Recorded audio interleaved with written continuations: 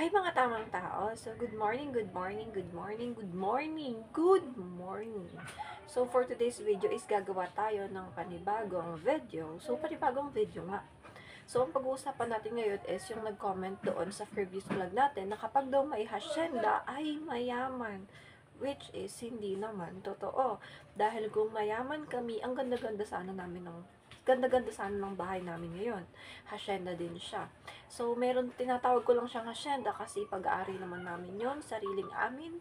At, syempre, magaganda rin yung paligid dahil nga, as you can see, may mga tanim na nyog, kung ano mga produkto. Pero, clarification lang, hindi po kami mayaman.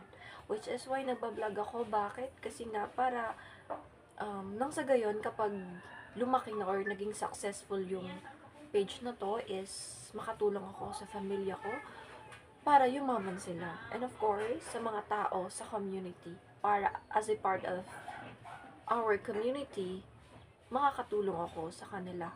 Hindi man malaki, kahit maliit lang, makakatulong pa din ako. So, muli, hindi po kami mayaman.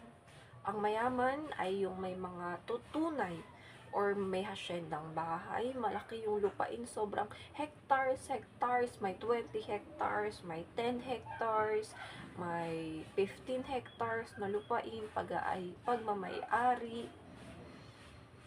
Meron man kaming lupain, pero yun nga, hindi pa rin naman talaga sobrang laki.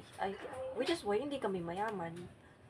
Kaya naman, yung kinikita namin doon, kapag nagpapaani kami ng aming mga produkto sa kabukiran na itinanim ng aking masipag na ama, ay saktong-sakto lamang na pantustos sa pang-araw-araw naming pangangailangan, lalong higit dun sa mga commodity price hike, di ba?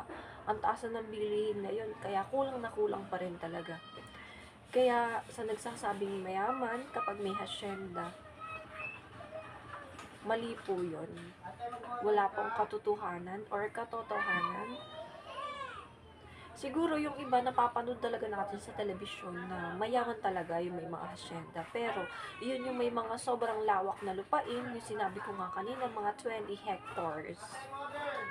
So yun, hindi po kami mayaman. Dahil kung mayaman ako, hindi na ako mag-aatubiling mag-vlog pa talaga. Dahil kung sobrang yaman namin, naghihiga na lang ako dito. Pero hindi.